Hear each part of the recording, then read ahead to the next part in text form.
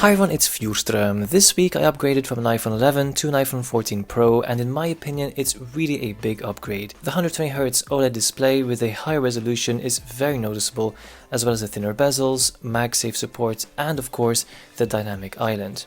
But today we'll be focusing on the cameras.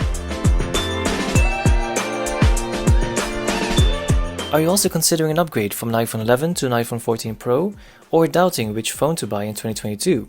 Let me know in the comment section below. I've definitely enjoyed using my iPhone 11's cameras the past years, but as someone who loves taking photos and especially videos, I was really looking forward to what the iPhone 14 Pro had to offer. Today, despite the weather, I went out and recorded some sample footage which will compare side by side, along with the specifications between each segment.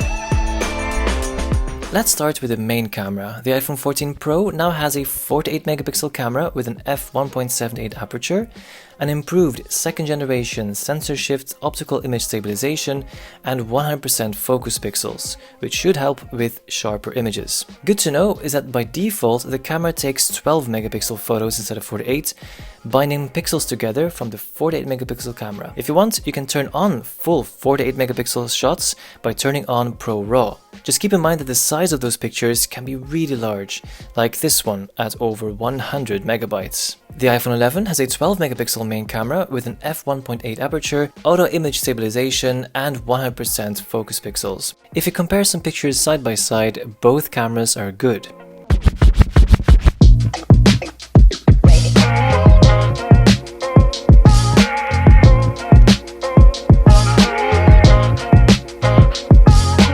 As I mentioned, we can also turn on ProRAW on the iPhone 14 Pro to get the full 48 megapixel shot.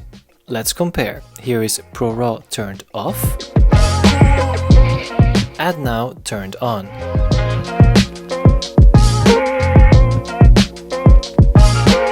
The ultra-wide of the iPhone 14 Pro is a 12 megapixel lens with an f2.2 aperture and a 120 degree field of view, also with 100% focus pixels. This is an upgrade coming from the iPhone 11, which has a 12 megapixel ultra-wide lens with a higher 2.4 aperture. Only the iPhone 14 Pro's ultra-wide has 100% focus pixels. The camera module of the iPhone 14 Pro also has a LiDAR scanner for night mode portraits. Now, one of the big differences between a base model and a Pro model is that the iPhone 14 Pro, for example, has a telephoto lens which has a 3x optical zoom. This lens has an f2.8 aperture and optical image stabilization. Both phones have deep fusion image processing, but on the iPhone 11, that's only the case on the wide camera. The iPhone 14 Pro now also uses the new Photonic engine to improve night shots. In the camera app, you also see a 2x zoom, but that's actually just using the 48 megapixel main lens, digitally cropping it to a 2x 12 megapixel photo. This, however, means that you are enjoying, though, the lower aperture of the main lens.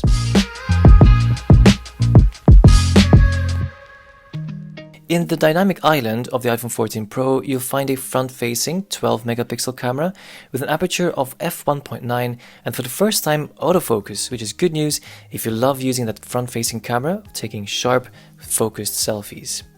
The iPhone 11 has a higher f2.2 aperture. The iPhone 11 doesn't have autofocus but does offer up to 4K selfie video recording at 60 frames per second. It also supports video stabilization up to 4K, just like the iPhone 14 Pro. Now, there are still more specs to discover, like ProRAW and ProRes video on the iPhone 14 Pro. If you want to know more, I've put a link in the description. Speaking of video, both phones film up to 4K at 60 frames per second and slow motion up to 240 frames per second at 1080p. The iPhone 14 Pro, however, can also film in HDR with Dolby Vision and ProRes.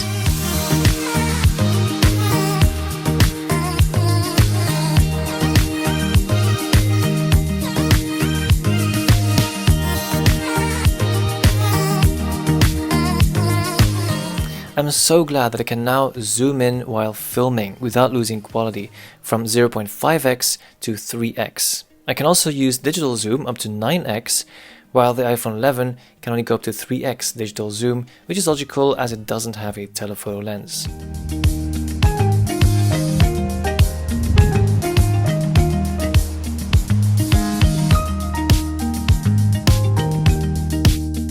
The iPhone 14 Pro also comes with cinematic mode, which is kind of like portrait mode for video, meaning you can focus on one subject while the background is blurred, and you can switch between both. Now, cinematic mode on the iPhone 14 Pro can film up to 4K HDR at 30 frames per second. Fun thing here is you can still edit the focus and bokeh effect afterwards.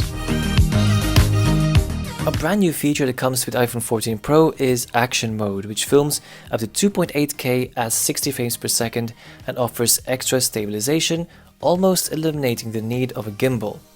Now, the video does get cropped a bit, but the results are amazing. Now, this here is an example where I held both phones side by side and just started running. We have the iPhone 11 with regular stabilization versus iPhone 14 Pro with the new Action Mode. Now, I did this test twice as I thought maybe I'm holding one phone more stable in my right hand as I'm right-handed, but I got the same results when switching hands, so this is really it.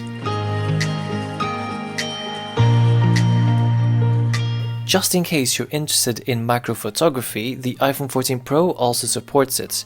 It uses the ultra-wide lens, which allows you to get closer to a subject, like a SIM ejector for example. As you can see here, it automatically switches to the ultra-wide lens, but if you want, you can turn the switch off and manually control the macro. One more thing the iPhone 14 Pro has is Photographic Styles, originally introduced with the iPhone 13. Photographic Styles changes the default look of your photos, so if you like more contrast, more vibrant, warmer or cooler shots, you can set the default in the Settings app.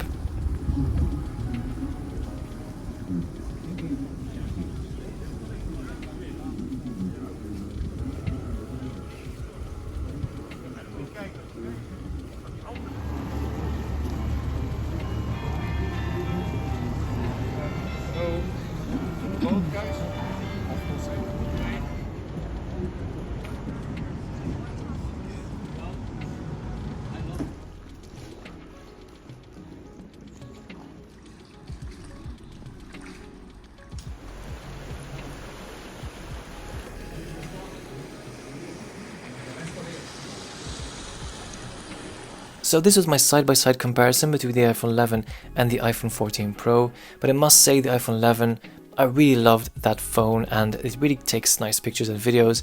I've made nice videos the past years. You can check them out in the Shot on iPhone playlist on my channel. Just click there and just see night shots and sunny shots. So yeah, you can just look there. But if you have any questions, just leave them down in the comment section below. I'll be reading and responding where I can. Thank you very much for watching and see you in the next video.